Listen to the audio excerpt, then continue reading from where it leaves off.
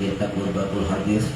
Mugi-mugi khususipun kang hadir di hadirat majelis dan umumnya yang mendengarkan atau mengikuti via online mendapatkan barokah, manfaat, maslahah, wa ni'matah, wa salamah, wa sa'adah, wa syafa'ah fi dini wa dunya wal akhirah. Amin ya rabbal alamin. Monggo diniati ngaji oleh ilmu lillahi ta'ala. Para hadirin ingkang minulya, halaman 29 bab 15. Bismillahirrahmanirrahim. Al-babu utawi bab al-khamisa asyara kang kaping 15 fi fadilati sunani ing dalem nerangaken kautamaane salat sunat. Hadis pertama, qala jauh sapa an-nabi kanjeng Nabi Muhammad sallallahu alaihi wasallam, man utawi sapane wong iku sholat sokongan fil yaumi wal lailati ing dalem sedina lan sawengi isnatai asyarata ing 12 apane rakaatan rakaate tatawuan krana sunnah bana mongko bangunaken sapa Allah Gusti Allah lahu marang man baitan ing omah fil jannati ing dalem swarga. Wa qala dawu sapa kanjeng Nabi Muhammad sallallahu alaihi wasallam, man utawi sapane wong iku salat sapa man qabla al-fajri ing dalem sadurunge salat subuh rakaataini ing rong rakaat wa qabla dhuhri lan ing dalem sadurunge zuhur arba'an ing petang rakaat wa ba'daha lan ing dalem sakwise salat zuhur arba'an ing petang rakaat wa arba'an lan petang rakaat qabla asri ing dalem sadurunge salat asar dakhala mongko mlebu sapa man al jannata ing swarga. Wa qala lan dawu sapa kanjeng Nabi Muhammad sallallahu alaihi wasallam, man utawi sapane wong iku sholat sapa man qabla dhuhri ing dalem sadurunge salat zuhur arba'an ing petang rakaat kana mongko ana apa arba'an ta'adli rakabatin kaya bandingane rakabatin merdekakno sak budak min bani Ismaila saking turunan Nabi Ismail. Para hadirin ingkang minulya, niki hadis tentang keutamaan salat nafilah, salat tatawwu atau salat sunnah. Hadis pertama ini tidak ada perawinya, tidak ada sanadnya, cuma sampai ingat bahwa hadis ini adalah riwayat saking Ummul Mukminin Sayyidah Ummu Habibah atau Sayyidah Ramlah binti Abi Sufyan Al-Umayyah Al-Qurasiyah Al-Kinaniyah ya radhiyallahu anha sing wafat tahun 666 Masehi di Jannatul Baqi kawin kali Nabi Muawiyah bin Abi Sufyan radhiyallahu an sing wafat tahun 680 Masehi di Damaskus Suriah. Kapan beliau kawin dengan kanjeng Nabi? Ya, tahun 618 Masehi itu menikah dengan kanjeng Nabi. Lek nikah ini asik soalnya jarak jauh. Ketika umat Islam ini hijrah dan Habasyah, Ethiopia pertama kali rombongan, itu salah satu rombongan itu ada namanya Ramlah binti Abi Sufyan. Kali bojone Ubaidillah bin Jahsy. Nah, ketika sudah di sana, bojone Ubaidillah bin Jahsy ini riwayat versi lain itu murtad atau kafir, mlebu Kristen kemudian meninggal di Ethiopia. Versi lain tidak murtad tapi wafat karena sakit. Wallahu a'lam. Sing jelas kanjeng Nabi niki kok semerep Padahal jarak Ethiopia kali Madinah itu kurang lebih adalah 6.000 km. Zaman sak mongkon iki gak ono WA, gak ono telepon. Ayo sampean takon, Kanjeng Nabi ruh to kondi. Lek umur 12 niki bojone mati dadi rondo. Ayo. Lek suratan, Mbak, gak mungkin karena itu tekoe akan tahunan. Mau melewati segoro. Ya. Kanjeng Nabi ngerti, makanya langsung beliau menyulati Raja Najasyi, ya, itu versi dari Imam Al-Dhahabi rahimahullah sing wafat tahun 1348 Masjid Damaskus dalam kitab Syiar A'lami Nubala itu versinya Raja Najasyi Ethiopia ini sudah masuk Islam karena beliau ahli kitab. Jadi Raja Najasyi ini adalah ahli kitab dan dia tahu ada nabi terakhir yang akan muncul di tanah Mekah. Setelah disuati Kanjeng Nabi, langsung beliau mengimani kerasulan Kanjeng Nabi. Disurati kemudian minta dilamarkan kepada Ummu Habibah atau Sayyidah Romlah nih, ya suruh melamarkan. Akhirnya ya Raja Najasyi mengutus utusan untuk menyampaikan ya, pesan Kanjeng Nabi agar dilamar. Ya coba gak gelem dilamar Kanjeng Nabi ini, ya langsung borong, ya langsung tahu. Nah ketika melamar umur orang ini, aku heran kok ngerti Kanjeng Nabi masa idahin tek ngoten. Kok sing kandhane mau sampai ditutur nok nganjuk lamongan kadang rong dino padahal WA. Nah piye jalan 60 kilo terus pundi. Kan motor masuk tukang pos. Ini lah keajaiban ya. Nah kemudian singkat cerita Kanjeng umur orang ini dinikah kali Kanjeng Nabi dengan mas kawin berapa? Dengan mas kawin 400 dinar emas. Lek di Kusno itu kurang lebih hampir 3 miliar. Kemudian umur Romlah niki atau Ummu Habibah niki mewakilkan nikahnya kepada saudara sepupunya sing namine Khalid bin Sa'id bin Al-As. Niki misalnya dari Utsman bin Affan. Nah kemudian nikah diwakili dan sah, ini sah. Nah kemudian Ummu Habibah niki manggone teng istana luar biasa. Kamare ijek istimewa, ono senureni, ono semua macam-macam jenenge. Apa bojone Kanjeng Nabi. Pirang-pirang itu gak ketemu Kanjeng Nabi. Nah, terus setelah Nabi mari perang, ya, aku diantar ke Madinah. Itu dipimpin rombongan ini kali sahabat Surah bin Hasanah radhiyallahu anhu sing wafat tahun 639 Masehi, diantar sampai pintu gerbang Madinah. Dan di sana ada namanya gunung Tola'al-Badru alaina min saniyatil wada. Jadi pintu gerbang Madinah saniyatil wada. Di situ dijemput oleh namanya sahabat Bilal bin Rabah Al-Habasyi radhiyallahu anhu sing wafat tahun 640 Masehi di Damaskus. Dijemput kemudian langsung diangkat di hadapan Kanjeng Nabi Muhammad sallallahu alaihi wasallam. Dan Ummu Romlah Ummu Habibah niki dikei wangi-wangiannya terbaik dari Raja Ethiopia. Dikei perhiasan, dikei kelambi apik, dikei wewangian paling larang Ethiopia. Kemudian titip 3 tongkat kepada Ja'far bin Abdul Muthalib, cacake Ali bin Abi Thalib, disampaikan Kanjeng Nabi.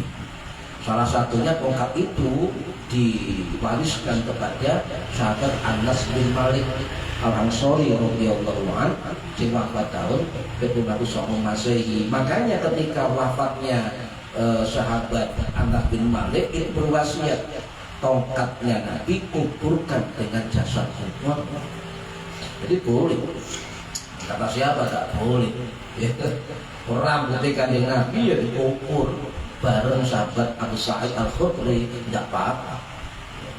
Nah kemudian setelah Kanjeng Nabi ini menerima dari umuron lah itu dikai omah jajan kali bocah-bocahnya jajan tidak makin Nabi. Nah di situ akhir Nabi menyuruh satu budak atau satu khotimah untuk membantu pekerjaan umum Habibah. Habibah ini adik kandungnya Muawiyah bin Abi Sufyan, pendiri dinasti Umayyah, rojo. Tapi beliau walaupun adiknya raja dinasti, gak melok-melok politik belas, gitu. Gak melok politik belas. Akhirnya mantan omah, ambek pembantu nih diwara, wis ojo kon kerjaan kabeh kerjaan omah. Sampaian bagian pawon, bagian macam-macam, aku tak bagian dia ini sih bagus. Jadi pembantu rumah tangga itu bukan kemudian sampaian menyerahkan semua kerja rumah tangga pada membantu, salah. Sifatnya membantu. Saat ini betul, tidak ngomong dia membantu, apa itu membantu, salah besar. Dan kalau sopong wong baik bagi tugas membantu nih, ya. Terutama urusan pelayanan terhadap suaminya jangan sampai dibeban pada pembantu, bahaya. Ya bantu nongwer, ayo boleh gitu. Jadi akhirnya wong kata pembantu. Yo, keras urus oma itu bantu, tapi melayani mana, ngombe dan sebagainya itu harus istrinya, jangan pembantu. Dari tugas. Lo Kanjeng Nabi ini masya Allah, itu luar biasa. Ibu Aisyah nanti menceritakan, sahabat Nabi takut, wahai Ummul Mukminin, terus pulisik Kanjeng Nabi nang omah. Dijawab oleh Ibu Aisyah, Kanjeng Nabi itu tahu sandal pedet dijahit-jahit, jubai juga dijahit, tahu yo nyapu omah. Jadi pekerjaan istri di rumah itu lek sampai niru Kanjeng Nabi, maka ojo dikek mengwedok kabeh sampean kudu bagi tugas yo ngurus omah. Yo bagi tugas kan. Contoh kula mawon itu kula nyapu, bersih-bersih, nyiram kembang, itu tiap hari harus dilakukan. Pegel wajib dilakukan. Itu memang harus MOU dengan istri. Itu. Jadi sampai oleh nang omah kerja tang jalan-jalan paling 8 jam. Bojo wedok itu kerjaan Pak Likur, cara sampai bayaran ya sakjane misalnya hitung 30.000 sampai hitung 30 Pak Likur. Ayo sak juga sampai tekor kan ya. Lek 8 jam ya. Iya, walau ini jangan sampai beban-beban ini pada istri, jangan. Capeknya luar biasa. Jadi lihat ini itu Kanjeng Nabi sama itu nawangi putus sampai kudu bantu, kudu mewangi. Ya. Sebab apa? Ya pembantu istri di rumah itu agar itibak Kanjeng Nabi, mempererat keharmonisan, mengurangi beban rumah tangga dan pengikat dari sakinah mawaddah warahmah. Itu ojo kabeh ya dikano mengedok sama. Saat orang kecuci gampang, bensinnya muter, tekanan muter, jemur, pada jemur keterikot, masya Allah. Jadi kalau hadirin makanya ya ojo sampai biar bayai bian itu biasa ngawai bojone. Bayai penjiri boyong bayai mana atau karir yo ngawai bojone. Ya tuh wahid asyik, bahasa Asy'ari itu yang ngawai bojone. Jangan dikira tak ngewani. mereka ahli kitab, ahli hadis pasti paham tentang apa, tentang pekerjaan rumah tangga. Oh cuma tentang sampainya bergawe kemudian oleh duit ya dan sebagainya loh. Lihat sampai di Nabi ya. Lihat nafkahi bojo orang loh cici nafkahi mana loro nafkahi omai lu nafkahi rias awae. Ayo buka sampean bayari. Oke dia. Bahkan Kanjeng Nabi pernah dawuh nang sahabat. Lah sampean duwe gaji usaha, maka yang paling bagus dari hasil gaji itu sampai suapi nasi ke mulut istrimu. Dulang.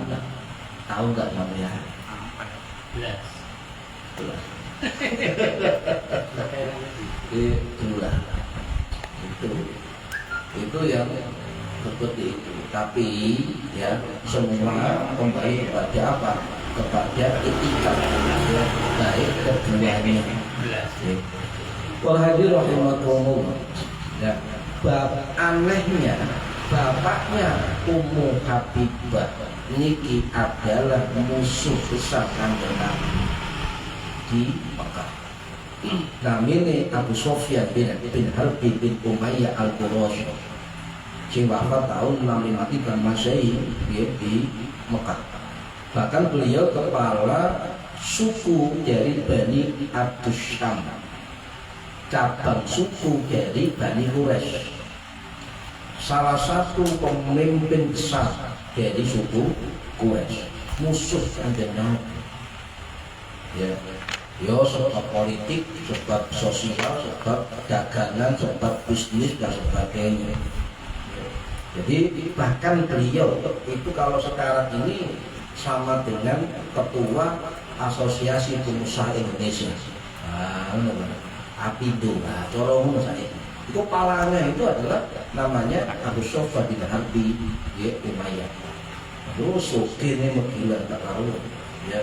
Akhirnya kemudian ketika Fathu Mekah tahun 630 itu masuk Islam, hijrah ke Madinah, kemudian ikut perang dengan Kanjeng Nabi, perang Taif 630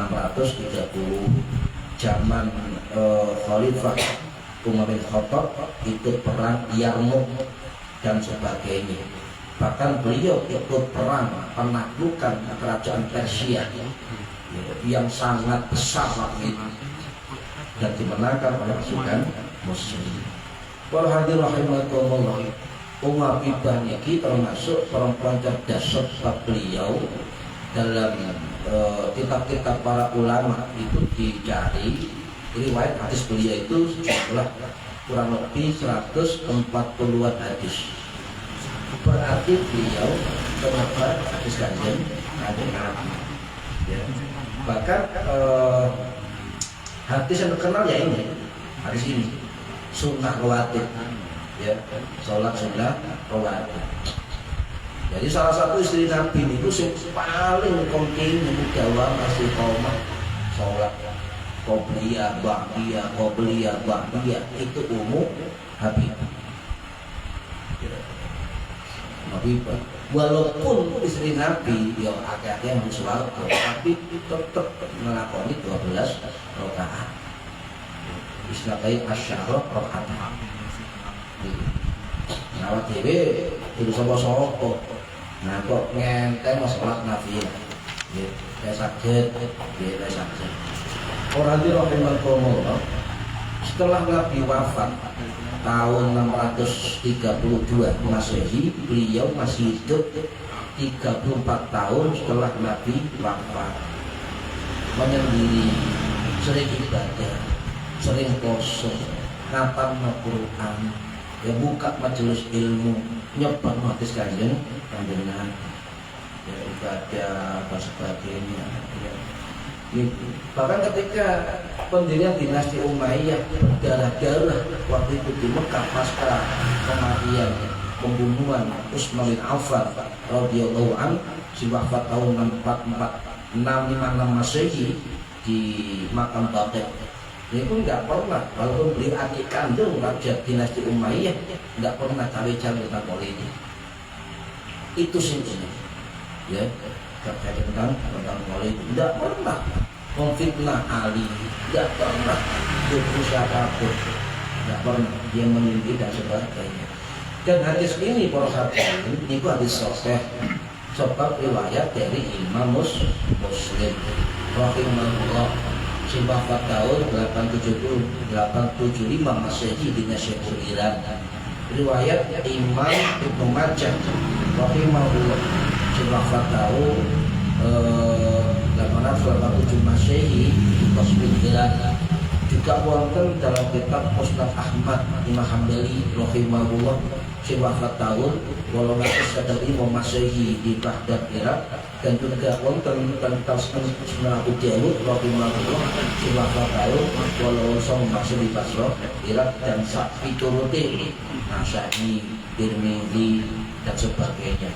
Jadi hadis ini masyhur, hadis yang masyhur, dan inilah kemudian para ulama mengatakan tentang 12 sholat sunnah muakkad, qobliyah dan ba'diyah, mengenai sholat muakkad.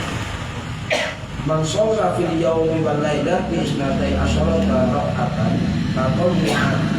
Sama lewat yang lakoni sehari semalam ya 12 rakaat sholat sunnah tatawwu'. Banallahu lahu baitan fil jannah, maka Allah akan membangunkan satu rumah di dalam surga. Ini hadis sahih. Hadis sahih ini harus diyakini. Ini janji Kanjeng Nabi. Jadi sahabat wong sing sholat ya rakaat itu pasti akan diberikan rumah. Ya, loh, apa besar ya pasti pak, mau jadi dia rumah suatu ya pasti merdu suatu aneh banget.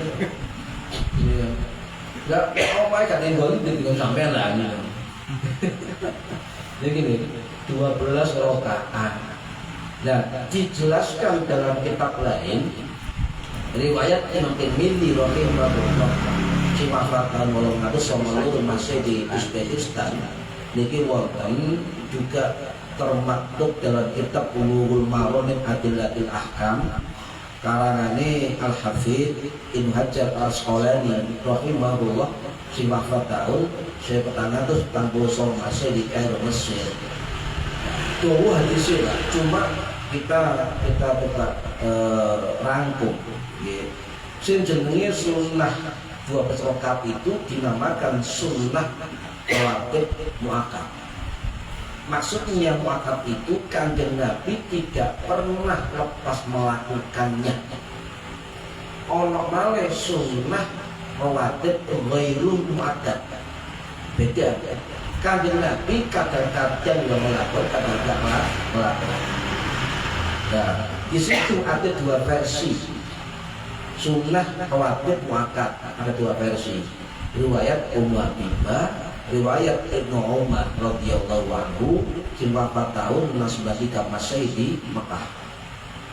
Kalau riwayat Ummu Habibah yang dirawikan Imam Tirmidzi itu ada 12 rakaat. Apa mawon? 4 rakaat qobliyah zuhur, 2 rakaat ba'diyah zuhur, okay. Kemudian 2 rakaat qobliyah subuh, 2 rakaat ba'diyah maghrib, 2 rakaat ba'diyah isya. Ini Islam ini sunnah rawatib muakkad, sangat dianjurkan sebab Nabi tidak pernah meninggalkan. Sedangkan versi hadis Ibnu Umar ya cuma beda di qobliyah zuhur. Ummu Habibah itu versi yang sendiri itu 12 di 4 rakaat qobliyah zuhur. Tapi di versi Ibnu Umar itu hanya 2 rakaat qobliyah zuhur. Itu 2 versi ya. Ada 12 rakaat, ada 10 rakaat. Tinggal sampai pilih yang mana monggo. Ya, terus gak milih, gak melakon ya belas. Pada itu rahimakumullah. Ya, jadi ada 2 jenis sholat sunnah yang mengiringi sholat fardu, makanya jenenge sholat rawatib. Rawatib itu dari kata rotib, berurutan. Makanya ono jadwal imam rawatib, imam urut mulai subuh sampai isya, imamnya cari, nah itu imam rawatib. Selasa mulai imamnya cabrus, itu rawatib mulai subuh sampai isya. Coba kena kini imam rawatib, imam waktu ketut kabeh, wah jos, berarti gak nyambut. Oke lah, gak nyambut gawe. Subuh gimana, duhur gimana, asar gimana, gak nyambut. Nah si bengi ya gak nilai iso subuh apa tuh? Si belum gak bukan iso. Asar, maghrib, isya. Ini bilang, maka Allah baca, Allah baca. Nah, versi yang kedua, sholat sunnah rawatib ghairu muakkad. Ghairu muakkad. Ya, itu selain itu Pak. Contoh ghairu muakkad ini ditambah 2 rakaat ba'da zuhur jadi 4. Ya. Ditambah 4 rakaat qobliyah asar. 4 rakaat qobliyah asar ini pun 2 versi. Ya, orang sering ngomong 4 rakaat, orang sering ngomong 2 rakaat. Nah sama tapi oleh akal ya 4 rakaat. Nah, apa boleh 1 4 rakaat itu dilakoni 1 salam boleh. Ya Zulahu kata Imam Nawawi dalam kitab Raudatul Talibin wa Umdatul Muftin. Dan juga boleh kata Syekh Nawawi rahimahullah dalam kitab Kasifatus Sajjah, Sulamul Munajjah syarah Safinahus Shalah. Jadi boleh. Tetapi ya makna 2 rakaat itu afdal, lebih utama. Sampai misalnya waktu ini tak terang ngaji dulu marom. Lek sampai petang rakaat salam siji apa boleh? Caranya nggak pakai tasyahud awal. Nah, ketika rakaat kedua duduk istirahat sunnah boleh. Langsung sunnah berdiri rakaat terakhir salam boleh. Tetapi madzhab Syafi'i itu merekomendasi afdhalun, yang paling apik adalah sholat sunnah apa saja itu 2 rakaat. Berhadir rahimahullah ditambah juga ghairu rawatib, ghairu muakkad adalah 2 rakaat sebelum maghrib, ditambah 2 rakaat sebelum isya. Itulah namanya ghairu muakkad. Nah, di jumlah kabeh sampai lakoni kabeh sunnah rawatib muakkad, sunnah rawatib ghairu muakkad di dalam kitab Fathul Mu'in. Karangannya Imam Zainuddin Al-Malibari Al-Fannani Asy-Syafi'i rahimahullah tahun 1597 Masehi di India. Itu kalau sunnah rawatib muakkad, sunnah ghairu muakkad dilakoni kabeh itu ana 20 utawa 20 rakaat. Lek dilakoni kabeh. Ini loh, ada juga misalnya ya Allah kemarin isya itu sholat waqtiyah petang rakaat mari isya sama nggak umum itu perlu sampai ya dalam ghairu muakkad sunnah muakkad itu hanya 2 waqtiyah isya. Tapi on hadis liya ini kan Nabi pernah melakoni 4 rakaat waqtiyah isya. Tapi tidak masuk di dalam ghairu muakkad ya, muakkad. Tapi Nabi pernah melakukan. Nah ini saya cerita Ibu Aisyah. Kanjeng Nabi pernah sholat ba'da isya itu 4 rakaat. Jadi kita harus tidak boleh menyalahkan ketika ada orang sholat sunnah ba'da isya petang rakaat sebab Nabi melakukan. Wonten juga riwayat Ibnu Umar, ya. Wonten dalam kitab Sunan Sa'id bin Mansur rahimahullah sing wafat tahun 842 Masehi di Maklah Mekah. Sinten Imam Sa'id bin Mansur Al-Makki, beliau salah satu guru dari Imam Bukhari dan Imam Muslim. Wonten malih hadis yang ba'diyah Isya 4 rakaat itu dalam kitab Al-Musannaf, karangannya Imam Ibnu Abi Syaibah Al-Kufi rahimahullah sing wafat tahun 849 Masehi di Kufah, Irak. Sinten beliau? Imam Ibnu Syaibah Al-Kufi ini adalah maha guru dari imam-imam hadis, guru dari Imam Bukhari, Imam Muslim, Imam Abu Dawud, Imam Ibnu Majah, Imam Tirmidzi dan sebagainya. Ini maha guru. Qul hadir rahimakumullah, juga tidak hanya Nabi melakukan. Di dalam kitab Al-Musannaf beliau diceritakan 4 khalifah ini yang rutin melakukan 4 rakaat ba'diyah Isya adalah Sayyidina Ali bin Abi Thalib radhiyallahu anhu karamallahu wajhah sing wafat tahun 661 Masehi di Kufah, Irak. Nek sampai melakukan rakaat ba'diyah Isya tidak masalah. Ono hadise kan Nabi yang melakoni, asal sahabat, praktek sahabat dan juga melakoni. Monggo, tidak apa-apa. 4 rakaat apa?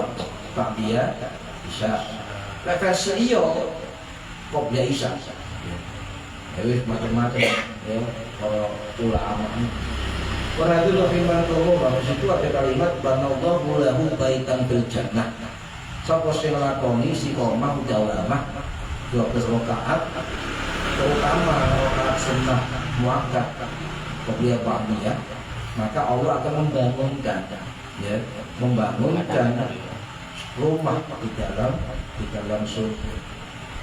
Jadi kalau hadir rahimahullah, makanya jangan sampai kita meninggalkan sholat 5 waktu. Sebab sholat sunnah itu salah satu fungsinya adalah nambal kekurangan dari sholat kita yang wajib, nambal. Dan juga sholat 5 waktu itu adalah amalan pertama yang dihisab ketika di padang mahsyar.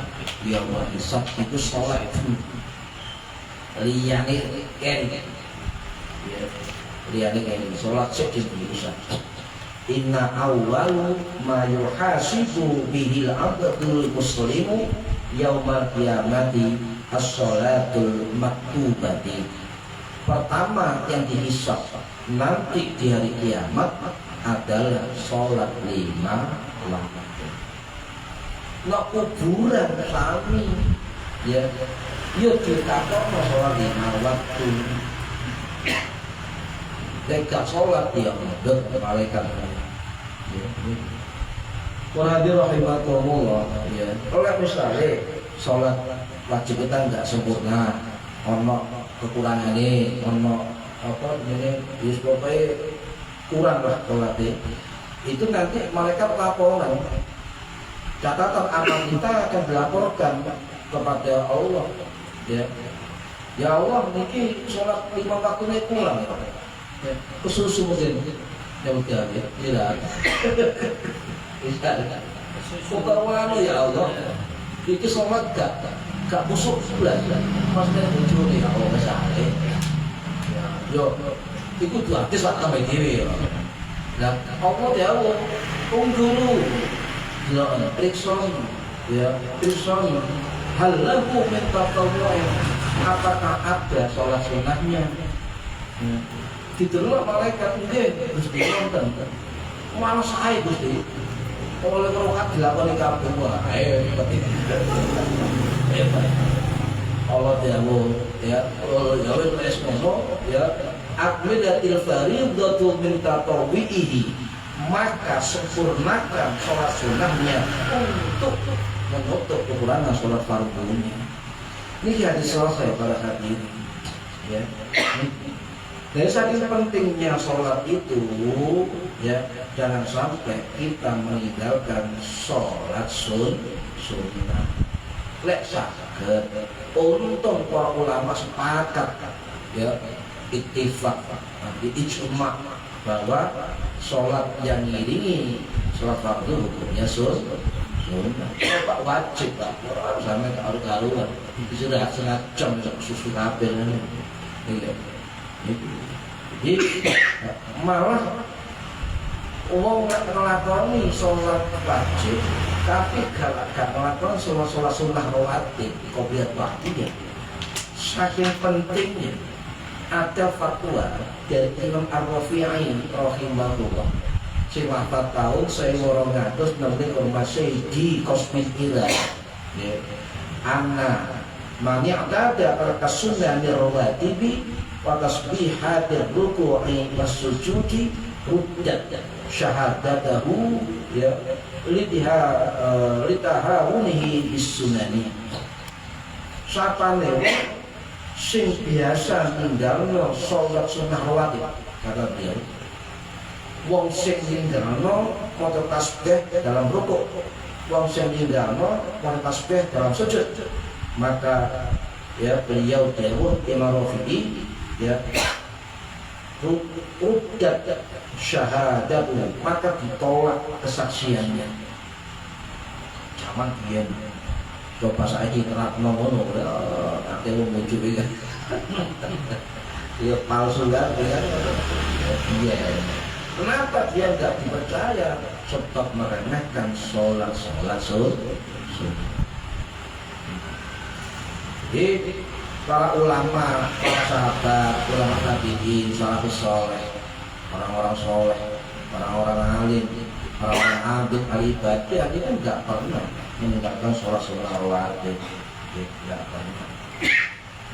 Selain anta sholat wajib sing kurang, terus kanjeng Nabi ya 12 rakaat atau 20 rakaat sunnah itu bisa menjauhkan kita dari api neraka. Juga termasuk sholat nafilah, sholat tatawwu, sholat sunnah itu bisa meninggikan derajat kita di sisi Allah Subhanahu wa Ta'ala. Sholat lima waktu tidak nambah derajat sampai itu hanya kewajiban kita kepada Allah. Tetapi yang meninggikan derajat kita di hadapan Allah adalah amal-amal sunnah. Ya derajat itu. Makanya ini termasuk amaliyah para sahabat, termasuk Ummu Habibah, sahabat Ibnu Umar, sahabat Al-Bara bin Azib, sahabat Ibnu Mas'ud, umum ini semua, termasuk Ibu Aisyah, itu selalu menjaga sholat sunnah, ya rawatib. Ya, ya. Oleh sampean pengen jadi apa? Ikut sunnah kanjeng Nabi, wis banyak. Coba ngelakoni dia mau, pulau pekerjaan, sebab sibuk, ngono kan. Sama yo ajak 2 rakaat ikut pada karo melok sunnah kanjeng. Ono kanca kula bukan kanca sih ya kenalan. Kelompok Salafi. Itu 2008 bumi. Ngomong sunnah itu luar biasa. Sholat kok macet batu kali kula niku gak sholat wajib. Mari wudu buka ya buku, mari sholat salam buka buku, gak wiridan, gak sholat sunnah rawatib. Kalau tak, ini adalah amalan yang tidak pernah ditinggalkan Nabi. Kenapa sampai gak melakukan sunnah kanjeng Nabi? Gak cantik bahasanya. Itu sunnah muakkad Pak, yang dianjurkan dan ditinggalkan. Berarti sampean mendorong sunnah pada orang lain, dari sampean mengingkari sunnah, gablok, oplak. Ini Pak, ya, hati-hati. Jadi ahli sunnah ini macam-macam amalan Nabi itu apa? Gak mungkin Ada orang mengklaim dirinya, saya paling sunnah. Lek sampainya mau kitab Imam Ibnu Sunni rahimahullah. Iku ada 1000 sunnah kanjeng Nabi. 1000 sunnah kanjeng Nabi. Ya. Sambung sampai. Iki ae wis kadang ketiga. Kalau kita ngaku ahli sunnah. Paham ya? Fadil rahimakumullah kalau balik ya. Jadi amal-amal sunnah itu adalah taqarrub ilallah. Amal-amal sunnah itu adalah kunci cintanya Allah. Ya. Jadi sampai pengen dicintai Allah, itu ojo ninggalno amal-amalan sunnah. Kok wonten hadis qudsi. Hadis qudsi itu adalah firman-Nya Allah yang tidak tercantum dalam Al-Qur'an dalam bentuk hadis. Ini riwayat dari sahabat Abu Hurairah radhiyallahu anhu, sing wafat tahun 678 Masehi, riwayat sahih Bukhari Muslim. Wa ma yazalu 'abdi yataqarrabu ilayya bin nawafili hatta ahibbahu. Ya. Dan hambaku terus menerus yataqarrabu, mendekatkan ilayya kepadaku, mendekat kepadaku terus menerus dengan amal-amal nawafil, amal-amal sunnah, ya, sampai aku mencintainya. Ya, sampai cinta Gusti Allah aja, sampai hambane Gusti Allah umum itu. Aku cinta Allah, umum. Aku iso ngomong, aku cinta Allah, gampang lambe. Tapi derajat dicintai Allah itu kuncinya adalah melakukan istiqomah, amal-amal sunnah. Itu kunci dicintai Gusti Allah. Para hadirin rahimakumullah. Ya ojo terbalik ya. Sunah itu dilakoni mongko wajib diting dan kata boten ngono. Ono sing godak kaya selawatan, godak wayahe salat dak salat. Aku ngomong nang panitiae, kudu ana panitia sing ngomong salat jamaah. Sing rapatan kono, rapatan kene, ana sitok sing bagi ngiringno salat. Keliling dhuwur bense. Model bablas prakrit ya, sarung putih, lambene putih, kopi putih, rokok cepet. Ini enggak seneng karena fenomena nyata. Ya, fenomena pun. Tadi amal-amal nafilah fatah, amal-amal sunnah, sedekah, maca Quran, rawatib iki wau sunnah, nggih, poso-poso sunnah dan sebagainya. Melangkah menuju masjid mushola untuk jamaah itu ya amal-amal nafilah. Ya. Makanya kalau sering ya sampai melangkah ya sampai wirid ya Allah, ya Muhammad, ya Allah, ya Muhammad, ya Allah, ya Muhammad, ya Allah, ya Muhammad. Sahabat itu masjid wiridan sekiling sampai nafas. Lu sak derajat sak langkah ditambahkan wirid sak langkah.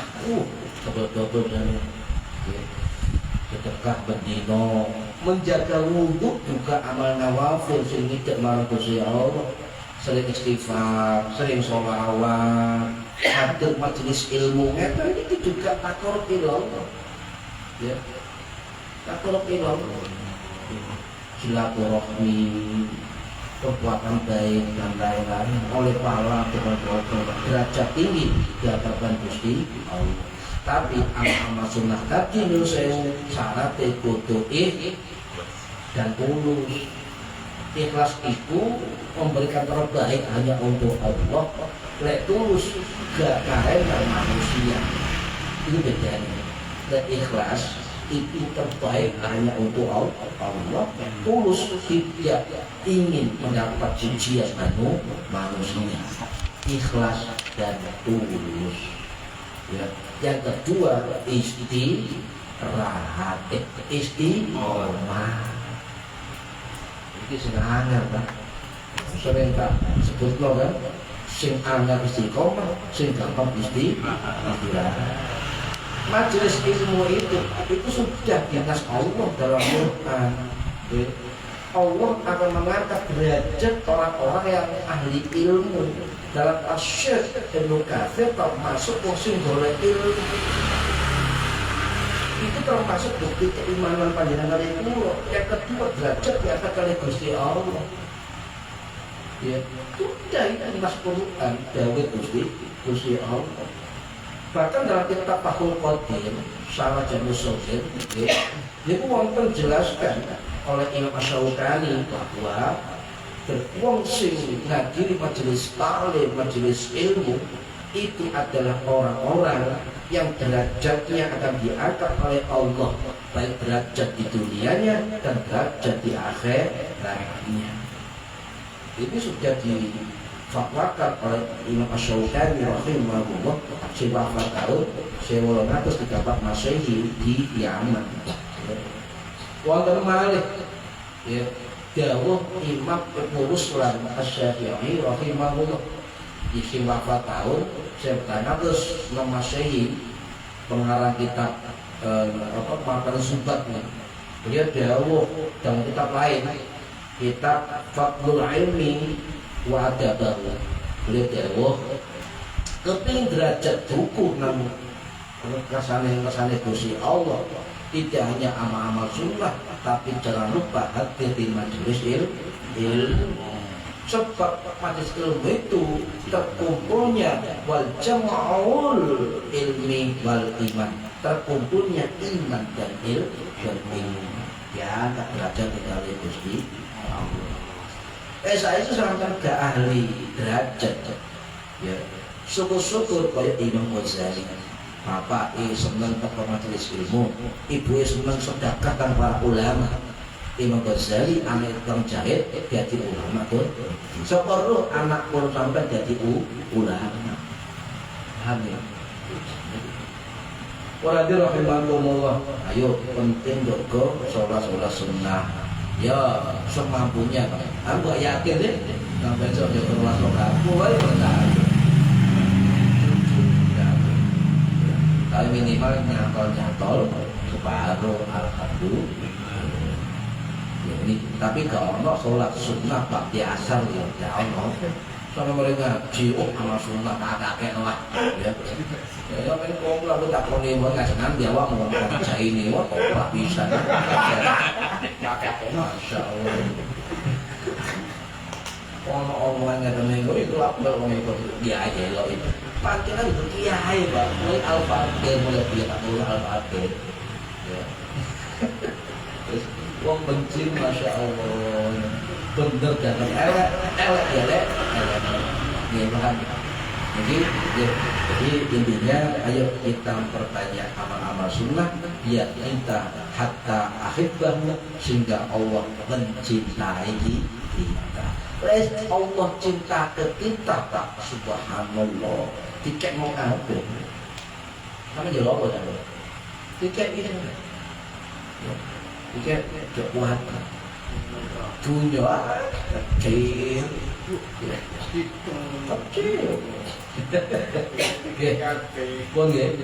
mungkin apa begini bagi orang akhirat. Al-Fatihah. أعوذ بالله من الشيطان الرجيم بسم الله الرحمن الرحيم الرحمن الرحيم مالك يوم الدين إياك نعبد وإياك نستعين اهدنا الصراط المستقيم صراط الذين أنعمت عليهم غير المغضوب عليهم ولا الضالين رب اغفر لي ولوالدي أعوذ بالله من الشيطان الرجيم بسم الله الرحمن الرحيم اللهم صل وسلم وبارك على سيدنا محمد آمين رب العالمين اللهم إنا نسألك علما نافعا ونسألك رزقا طيبا ونسألك عملا متقبلا اللهم